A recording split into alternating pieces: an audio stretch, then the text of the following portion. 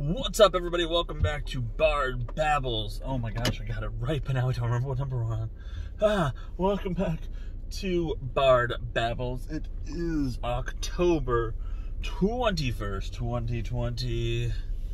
I believe it's a Wednesday, but don't quote me on that because my days are weird. Alright, fantastic. Let's get that light going. Let's get out of this parking lot.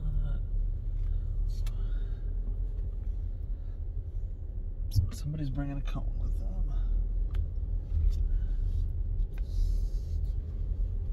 I mean, I guess that's one way to do it. Random person who's bringing a cone. Oh, I guess to make it more visible that that's where we need to go, I guess. I don't know. Anyways, so today on Babbles, I'm here in my car babbling.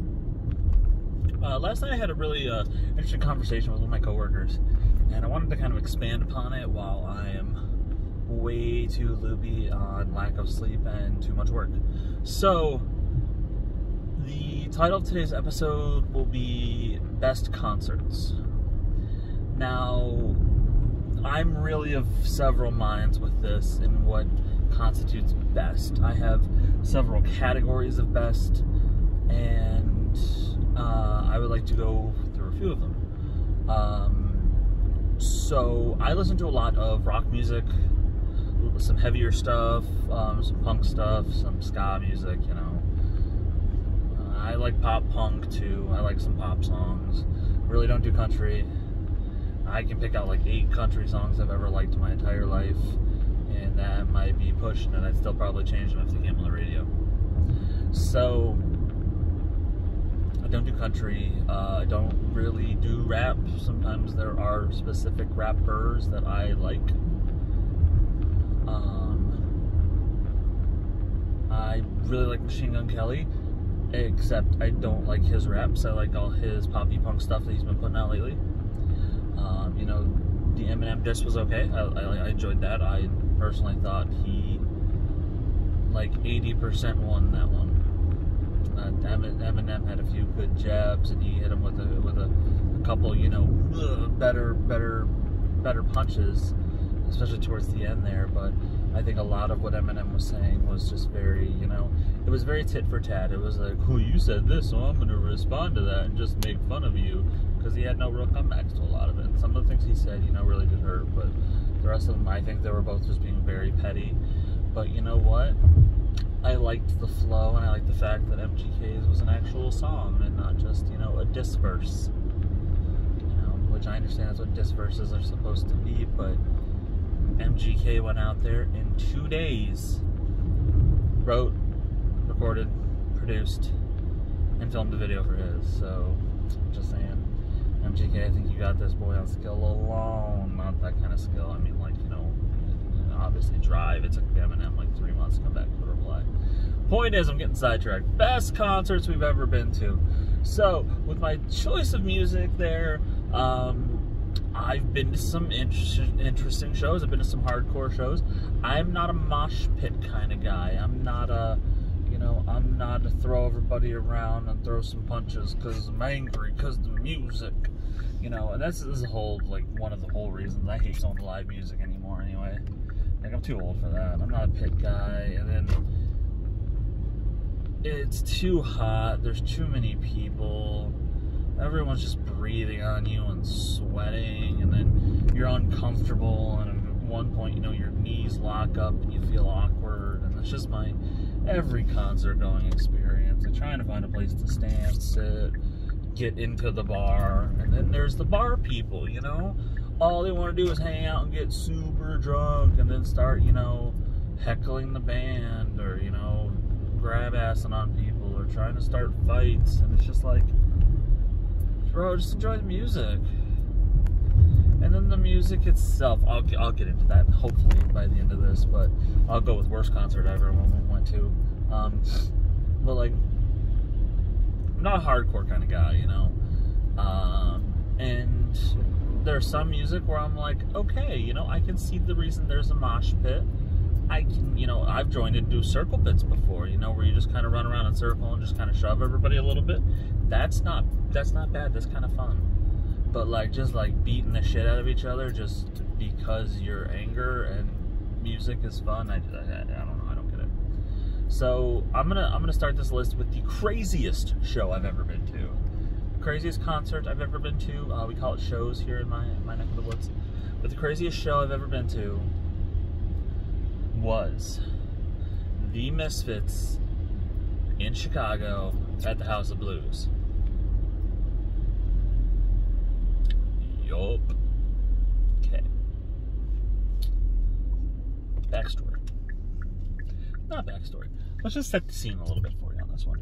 So, first band comes out, meh, what are these, local guys? I'm gonna get them off stage. Nobody's on the floor or anything, you know, nobody. Second band comes out, it was like half full, and there's some people that actually know the words of the song. It's like, I have no idea what this band was, but some people were really digging it, you know? Had to have been at least, you know, somebody who's nationally known on some level for the amount of people that were singing along. So it's like, okay, that's pretty cool. That's pretty cool. The Misfits come out, and I don't even know if I could say come out yet, because I'm pretty sure, and I'm sorry if I'm misremembering, if anybody's at the show and they want to yell at me, I'm sorry, but this is what I remember. I think one of the guitar players had a guitar, and he was walking on stage, and he played a single note, and the entire room erupted. Everyone started throwing elbows. Everyone. I hit the spiky strip, sorry. Everyone in that place. I went to the ground almost immediately. I had no idea what was going on. And like, again, I've said this before in videos, I'll say it again. I'm not a little dude. It taking me down is not so easy. I've got a good center of mass, gravity, whatever that thing's called. That being said, I was on the ground for like 2 songs. I mean, it's the Misfits, they're not long songs, but I was on the ground for like 2 songs. I was getting trampled, and then all of a sudden, like, I saw a small opening, and I tried to crawl up on my knees, and I'm like getting kicked, and I ended up crawling up this big dude. He had to have been like 400 or 500 pounds. This dude was massive, because I was able to crawl up his back. I crawled up his back, and with his momentum, and he was like helping me. He like had an arm out there, like helping me up. He's like, "You good, bro?" I'm like, and I made my way. It took me another song to make my way out of the crowd, and I made it to the bar, and the bartender's like, "What can I get you?" And I just went, "Water!" And she rolls her eyes at me and gets me like a cup of like the shittiest tap water ever. I'm like, I would have paid for a bottle, bro. I don't, you know. Anyways, craziest show I've ever been to. It didn't stop. It didn't stop the entire time they were on. Like, eventually the crowd got a little bit smaller because people were tired or bleeding or something. I don't know. And, you know, everybody just went their own separate ways for a little while. But, man, it was woo-wee. Crazy. Craziest show I've ever been to. That would be the craziest show I've ever been to. Next is probably the most memorable show I've ever been to. So if we want to go craziest, most memorable, my wife and I went and saw Marianas Trench. Not last summer, but the summer before that. Not this past summer, but the summer before that. So 2000, whatever year that was. Bad at years. 2019. So we went to go see Marianas Trench. Now, a little bit of backstory on this. She wanted to go see them originally when they announced this tour. She's obsessed with Marianas Trench, been obsessed with them for over 3 years now. It's been her favorite band. She follows them on Instagram. Crazy about them. Just so nuts.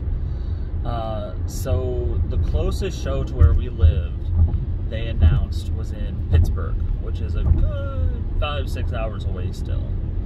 But, you know, without going up to Canada, because Canada's closed, but we didn't have our passports or anything. So I just got a job at the post office, and obviously it didn't work out. I just got a job at the post office, so I couldn't take the long weekend to get off to go her birthday to go to the show and just like spend a night in Pittsburgh, a night or two or whatever with driving. You know, they wouldn't give me any time off, so I couldn't do that. And that it was the week of her birthday, and I felt really bad about it. I was really bummed out. And then, like a month before her birthday, they announced a new show in our city on her birthday, which was on a Friday. So I immediately got tickets. I begged and pleaded my way to get out early on that Friday or Saturday. It was a Friday or Saturday, I don't remember, but it was like super convenient for us. So I ended up getting out to see to be able to book the tickets for the show.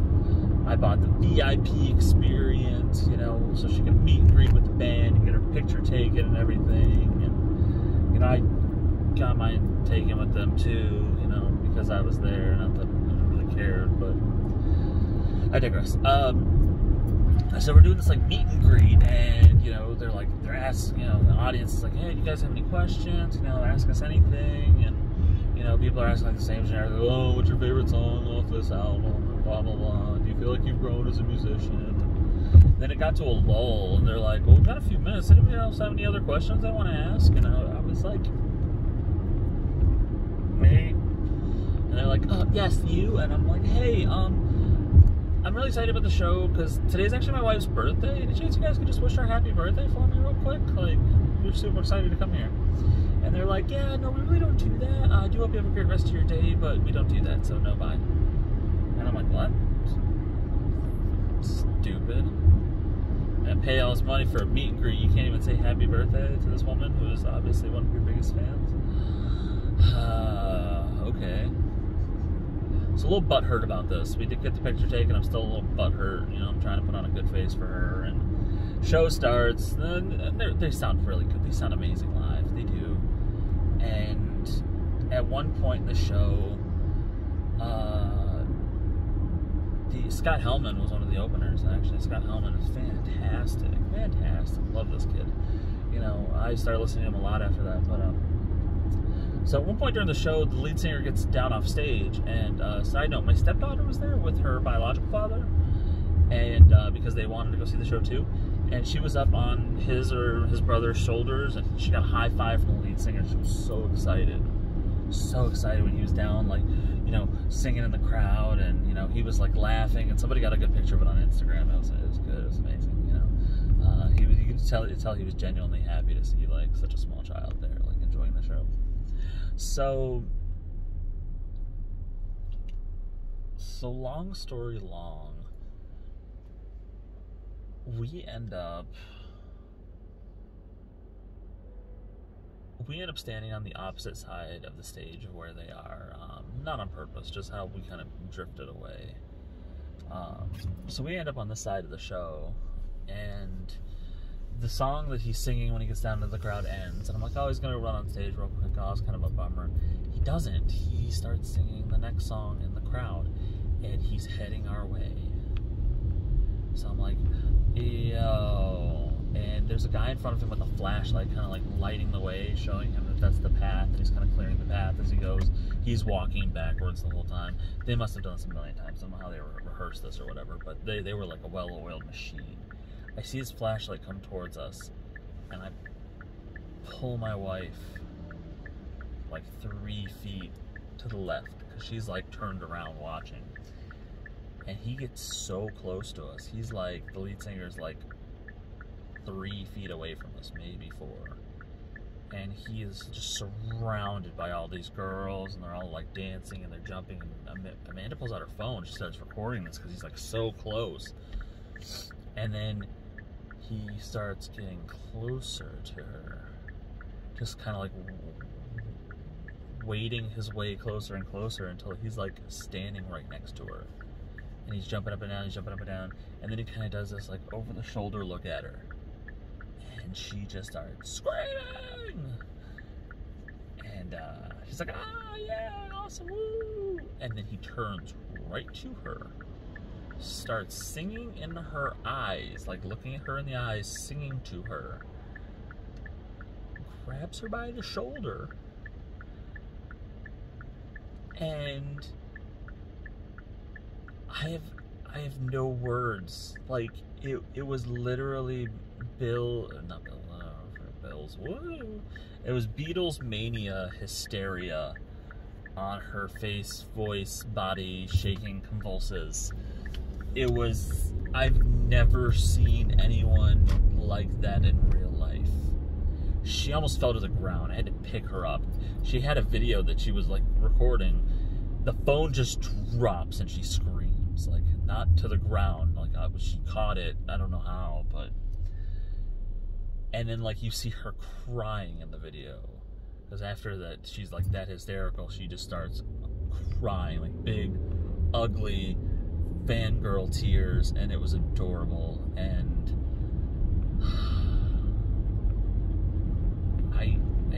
I know it sounds joking and kind of like I'm making fun of her, but it was the absolute cutest thing in the world.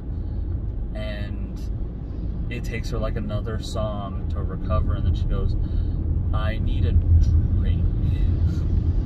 So we end up going to the bar, and we hang out at the bar for the good rest of the show. She's done. And she said that it was her best birthday. It was her 30th birthday. It was her favorite birthday. I'm never going to be able to top it.